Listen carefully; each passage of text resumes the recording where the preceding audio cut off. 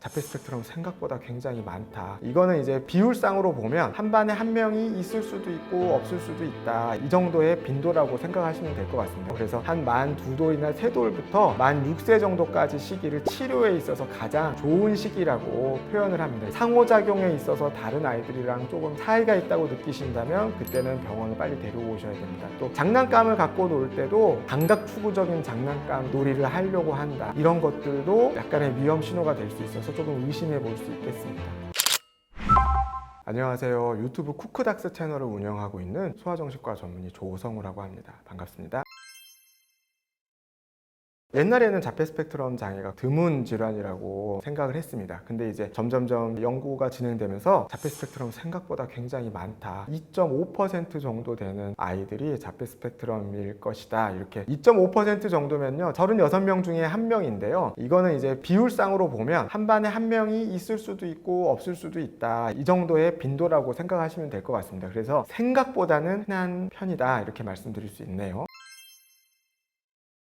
자폐 스펙트럼이 이렇게 늘어나게 된 건 여러 가지 원인이 있습니다. 첫 번째로는 자폐에 대한 인식이 많이 늘었다는 겁니다. 그래서 자폐 스펙트럼은 원래 아주 옛날 개념으로는 자폐 스펙트럼은 거의 말을 하지 못하는, 그리고 거의 상호작용이 없는 이런 사람들만 자폐 스펙트럼 장애라고 보기도 했었습니다. 근데 이제 지금은 말을 어느 정도 하고 의사소통을 할 수 있지만 상호작용에 어떤 현저한 어려움이 있는 사람들로 조금 더 개념이 확장된 것도 있습니다. 그러면서 자폐 스펙트럼에 대한 인식이 좀 많이 늘어나게 된 거가 있죠. 두 번째로는 늦게 결혼을 하고 아이를 늦게 낳게 되면서 생물학적으로 자폐 스펙트럼 장애 아이들이 태어날 가능성이 좀 더 높아진 것도 한몫을 합니다. 자폐 스펙트럼 장애의 발병의 중요한 요인이 부모의 나이입니다. 특히나 아버지의 나이랑 연관이 큰 걸로 되어 있습니다. 근데 요즘은 초혼 연령도 굉장히 30대 중반으로 높아졌고 첫 아이를 낳는 연령도 당연히 덩달아서 상승을 하게 됐습니다. 그래서 아이를 하나밖에 낳기가 어려운 것도 있죠. 그래서 늦은 나이에 아이를 낳다 보니까 자폐 스펙트럼 장애가 더 많이 발생하게 된다. 세 번째로는 환경적 요인이 있습니다. 여러 가지 환경 호르몬이나 뭐 어떤 유해 물질이나 뭐 예를 들면 미세먼지나 이런 여러 가지 환경적인 영향이 자폐 스펙트럼하고 연관이 있다는 연구들도 일부 있습니다. 이런 것들에 더 많이 노출되는 시기이기 때문에 아이들의 자폐 스펙트럼 발병이 좀 더 늘어나고 있다. 그러니까 이런 노출은 부모에 대한 노출을 말하는 겁니다. 부모들이 그런 것들에 더 많이 노출이 돼서 아이들이 자폐 스펙트럼으로 태어나게 되는 경우가 많다. 이렇게 좀 추측하고 있습니다.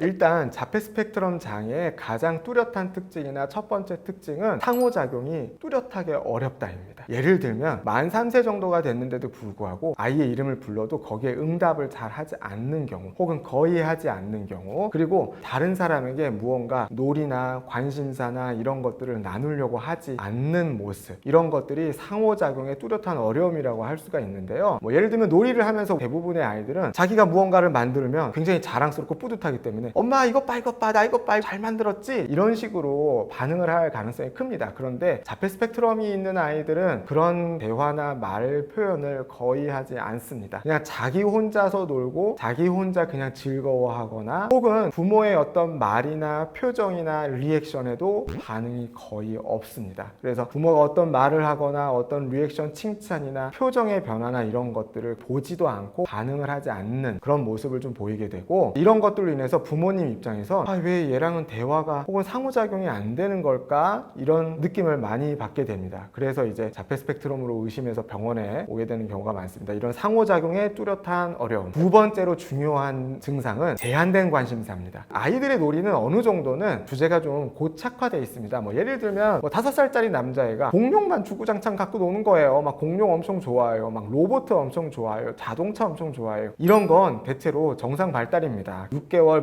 1년 이렇게 갖고 놀 수 있어요. 그런데 아주 어린 시기부터 나이가 상당히 먹은 시기임에도 불구하고 놀이가 거의 변하지 않습니다. 지하철, 자동차 이런 것들을 그냥 계속 갖고 노는데 그걸 다른 사람이랑 나누려고 하지도 않고 그냥 줄만 세우고 있고 바퀴 돌아가는 것만 계속 관찰하고 있는 거예요. 이런 식으로 놀이가 굉장히 한정적이고 놀이의 방식이 남들과는 굉장히 좀 다르다. 이런 것들이 제한된 관심사입니다. 세 번째로는 강박적인 어떤 패턴이나 불안입니다. 그래서 아이가 정해진 대로 뭐가 되지 않았을 때 그걸 굉장히 견디기 힘들고 불안해하고 굉장히 화를 많이 냅니다. 예를 들면 아침에 일어나서 원에 갈 때까지 어떤 해야 되는 어떤 패턴들이 있는데 이런 것들을 하나라도 지키지 않으면 굉장히 막 불안해하고 하기가 힘듭니다. 낯선 환경에 갔을 때 유치원이나 어린이집을 갔다고 해요. 그랬을 때 낯선 환경을 받아들이는데 시간이 너무 오래 걸립니다. 물론 보통의 아이들도 2주에서 한 달 정도 기관이나 이런 것들에 적응하는데 어려움을 보이거나 힘들어하는 경우는 있지만 그게 3개월, 6개월, 반년 혹은 거의 1년 다 될 때까지, 그래서 거의 적응할 만했는데 이제 반 바뀌었네요, 이런 식으로 너무나 시간이 현저하게 오래 걸리는 거, 이런 것들도 그런 변화에 적응하기 어려움, 너무 심한 불안이나 강박, 이런 것들도 중요한 증상 중에 하나입니다. 또 그리고 이제 특징적인 것들이 상동어나 반향어, 상동행동 뭐 이런 것들이 있습니다. 그래서 부모가 뭔 말을 했는데 그걸 그대로 따라해요. 누구누구 뭐 먹을래? 이러면 뭐 먹을래? 이런 식으로 대답이나 문답이 되지 않고 의미 없이 따라하는 그런 느낌이 강하고요. 또 약간 특징적인 어떤 손동작들이나 막 이렇게 한다거나 뭐 이런 것들이 좀 있을 수 있는데, 이런 모습들은 보통의 아이들도 어느 정도는 갖고 있는 특성이기도 합니다. 아이들이 자라면서 당연히 이제 좌우 분리가 안 되기 때문에 몸을 양쪽을 막 이렇게 흔든다거나 말을 배우는 과정에서 부모의 말을 모방한다거나 이런 것들은 어느 정도 있기 때문에 이런 것들은 아주 자폐에서 크리티컬한 포인트라고 보지는 않습니다. 하지만 이런 것들이 아주 뚜렷하고 나이가 먹어서까지 계속 지속이 된다, 그러면 이제 자폐의 어떤 특징이라고 볼 수가 있겠죠. 그 다음으로는 감각에 대한 예민함이나 추구하는 그런 성향이 있습니다. 뭐 예를 들면은 소리나 이런 것들이 너무 민감해서 화장실을 가기가 힘들다, 물 내리는 소리, 헤어드라이기 소리, 청소기 소리, 이런 것들을 굉장히 견디기가 힘들다, 뭐 이런 것들도 있고요. 또 이제 어떤 감각을 추구하는 경향이 있어서 굉장히 막 화려하고 반짝반짝거리고 이런 것들만 쫓아다니거나, 혹은 이제 글자나 숫자, 문자 이런 것들을 굉장히 그것만 가지고 좋아하거나 막 그걸 막 외워버리거나, 어린 나이임에도 불구하고 그런 것들이 나타나는 것도 감각 추구적 경향 혹은 감각에 예민한 경향, 이렇게 좀 말할 수 있는데 이런 것들도 자폐 스펙트럼 아이들이 갖고 있는 특징입니다. 근데 이제 문제는 이런 부분들이 정상 발달을 하는 아이들에게도 어느 정도는 있다는 겁니다. 어릴 때는 당연히 큰 소리에 잘 놀라고 시끄러운 소리를 굉장히 싫어하고 울거나 놀라거나 이럴 수 있어요. 그리고 뭐 반짝반짝거리고 막 빛나고 막 화려한 거 좋아하는 것도 어느 정도 있긴 있습니다. 그렇기 때문에 이런 모습만 가지고 자폐 스펙트럼이에요 이렇게 얘기할 수는 없습니다만, 이런 경향이 뭐 6세, 7세, 8세 이런 식으로 나이가 굉장히 많이 먹었는데도 불구하고 굉장히 뚜렷하다, 그리고 그게 삶에 굉장히 영향을 많이 미친다, 이렇다고 하면 좀 의심해 볼 수 있습니다. 일부 문자나 숫자, 글자를 아주 좋아하는 성향 때문에 이 아이가 영재처럼 보이는 경우도 있어요. 그래서 2돌 정도밖에 안 됐는데 문자랑 글자를 막 굉장히 줄줄줄 읊고 막 쓸 줄 알고 읽을 줄 알고 이러는 경우가 있어요. 숫자 같은 것도 막 100, 1000만 막 이렇게까지 하는 아이들도 있거든요. 계산을 너무나 잘한다거나 이런 아이들도 있는데, 이런 것들이 자폐 스펙트럼의 특징하고 좀 겹치는 경우도 있습니다. 물론 그런 것들을 잘하면서 상호작용에 큰 어려움이 없다면 자폐 스펙트럼 아닙니다. 근데 그런 것만 너무 좋아하고 내가 갖고 있는 관심사를 다른 사람하고 나누려고 하지 않거나 부모하고의 상호작용이 굉장히 좀 부족하거나 이렇다면 그런 부분을 좀 의심해 볼 수 있다, 이렇게 말할 수 있겠고, 자폐 스펙트럼 중에서 아주 뛰어난 능력을 갖고 있는 경우가 있어요. 옛날에 이제 영화 레인맨이라고 자폐 스펙트럼인 형을 돌보는 그런 이야기인데, 그 형이 되게 평상시에는 정말 바보 같다 막 이러는데 이렇게 뭐 4자릿수 더하기 4자릿수, 예를 들면 곱하기 하면은 그걸 그냥 시간도 걸리지고 바로 계산을 해요. 이제 이런 특출난 능력을 갖고 있는 경우가 있습니다. 이거를 사반트 증후군이라고 그런 사람들을 일컬어서 얘기하는 병명도 있기는 있습니다. 그래서 우리가 자폐 스펙트럼이다 하면 모두 다 그런 특출난 능력을 갖고 있느냐 이렇게 좀 오해를 하시는 경우도 있는데 그렇지는 않습니다. 그런 경우는 아주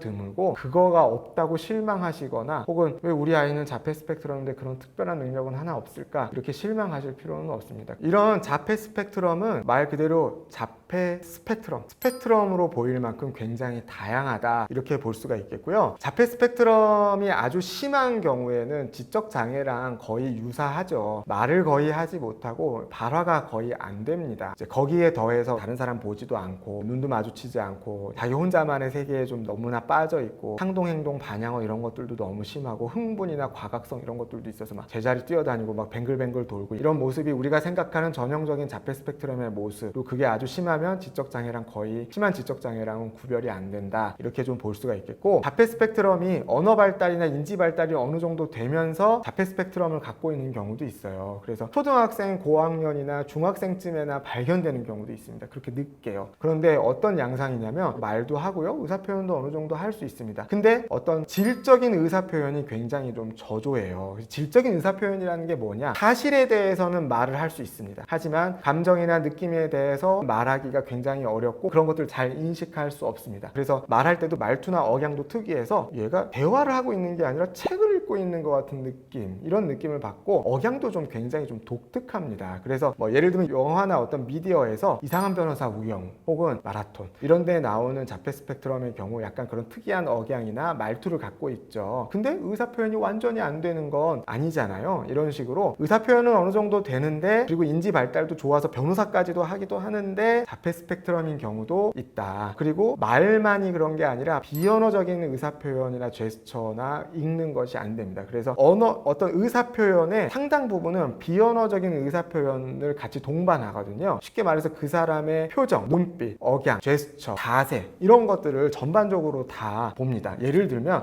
저 괜찮아요 이렇게 얘기하는 게 정말 괜찮아서인 건지, 아니면 괜찮아요 이렇게 얘기하는 건지는 그 사람의 표정이나 태도를 같이 봐야지 알 수 있다라는 거잖아요. 근데 이런 것들을 읽거나 표현하는 게 굉장히 안 된다라는 거예요. 그래서 다른 사람의 표정이나 억양, 제스처를 읽는 게 안 되고, 혹은 자기가 그런 것들을 표현하는 게 안 돼서 뻣뻣한 로봇과 대화하고 있는 것 같다, 이런 느낌을 줄 수도 있게 되겠죠. 그런 부분들 때문에 그게 어렸을 때는 별로 티가 나지 않아서 모르고 있다가 나중에 어느 정도 커서야 발견하는 경우가 있고요. 그거보다도 더 커서 대학생, 예를 들면 이럴 때 알게 되는 경우도 있어요. 굉장히 공부를 잘해서 좋은 대학을 갔는데 다른 사람하고 관계는 굉장히 제한적이고 잘 맺지 못하고 서투르고 어려운 경우가 있고, 다른 사람하고 관계 맺고 싶어 하지도 않고요. 성취는 굉장히 좋을 수 있습니다. 직장이나 학문적인 성취는 좋을 수 있는데 다른 사람하고의 어떤 상호작용은 굉장히 좀 서투르고 어려운 경우가 가끔은 있다. 그런 경우를 아스퍼거 증후군이라고 또 달리 얘기하기도 합니다. 자폐 스펙트럼 아이의 뇌의 발달은 생후에서부터 만 3세 혹은 좀 길게 보면 만 6세 정도까지가 가장 활발하기도 하고 좀 물렁물렁하고 좀 변형이 좀 생길 수 있다, 이렇게 얘기를 하는데 그 시기를 가장 좋은 시기로 설명을 합니다. 그래서 근데 우리가 태어나자마자 자폐 스펙트럼인 것을 알 수 있는 방법은 없잖아요. 그래서 한 만 2돌이나 3돌부터 만 6세 정도까지 시기를 치료에 있어서 가장 좋은 시기라고 표현을 합니다. 이때 집중적으로 치료를 해주면 좀 더 경과가 좋다, 호전적인 경과를 보일 수 있다, 이렇게 설명을 하는데, 하지만 그렇다고 해서 만 7세이면 치료해도 소용은 없느냐, 그렇게 얘기할 수는 없습니다. 당연히 또 사춘기 이전까지도 뇌나 이런 것들의 발달의 변화나 궤적이 있기 때문에 그 시기에도 치료를 해도 효과를 볼 수 있습니다. 하지만 좀 더 이른 시기에 해주면 더 좋은 효과나 더 큰 변화를 이룰 수 있다, 이렇게 설명을 할 수 있겠고, 그렇기 때문에 조기 발견하는 게 굉장히 좀 중요하다. 너무 늦게 발견하게 되면 치료를 해도 크게 변화가 없을 수 있다. 그리고 자폐 스펙트럼이라는 것 자체가 완전히 없어지는 정도까지 가지는 잘 않는다. 왜냐면 그거는 개인이 갖고 있는 굉장히 강한 기질 특성이라고도 볼 수 있기 때문에 그게 완전히 없어지거나 다른 사람이 되는 건 아니다, 이렇게 생각하시면 좋겠습니다. 돌, 18개월, 2돌 이렇게 점점점 아이가 커갔을 때 언어 발달이 너무 많이 느리다, 혹은 현저히 지연된다, 이렇다면 그때는 먼저 병원을 좀 찾아보시거나 검사를 해보시는 건 좀 필요합니다. 그러니까 언어 발달이 뚜렷하게 안 되고 있는데 좀 되겠지 너무 기다려서, 예를 들면 만 3세인데 아직도 말을 못하고 있다, 이때 오면 사실 꽤나 조금 늦게 오는 편이라고 좀 볼 수 있겠고, 아이가 돌 지났는데 혹은 18개월 정도가 됐는데 일단 말 시작이 안 된다, 이러면 검사를 해보거나 병원에 데려오시는 걸 좀 고려해 보셔야 됩니다. 두 번째로는 호명 반응에 반응을 하지 않는다입니다. 그래서 불렀는데 거의 되돌아보지 않는다, 가끔씩은 되돌아보는데 혹은 이게 내가 불러서 되돌아본 건지 아닌지 많이 헷갈린다, 이런 경우도 사회성의 어려움이 좀 있을 수 있다, 이렇게 볼 수가 있겠고, 어떤 자기의 놀이나 요구사항을 주 양육자에게 별로 표현하거나 나누려고 하지 않는다. 예를 들면은 뭐가 물이 필요하거나 이런 것들도 부모님에게 잘 되지도 않고, 혹은 말하지 않고, 혹은 부모를 보지 않고 그냥 부모를 손을 잡아서 끌어서 물 있는 데다가 데려간다거나, 이를 크레인 반응이라고 하거든요. 이런 식으로 상호작용에 있어서 다른 아이들이랑 조금 차이가 있다고 느끼신다면 그때는 병원을 빨리 데려오셔야 됩니다. 또 장난감을 갖고 놀 때도, 예를 들면 장난감을 갖고 노는데 그런 것들을 부모랑 나누지 않으려고 한다, 혹은 장난감의 목적대로 잘 가지고 놀지를 거의 않는다, 감각 추구적인 장난감 놀이를 하려고 한다, 이런 것들도 약간의 위험 신호가 될 수 있어서 조금 의심해 볼 수 있겠습니다.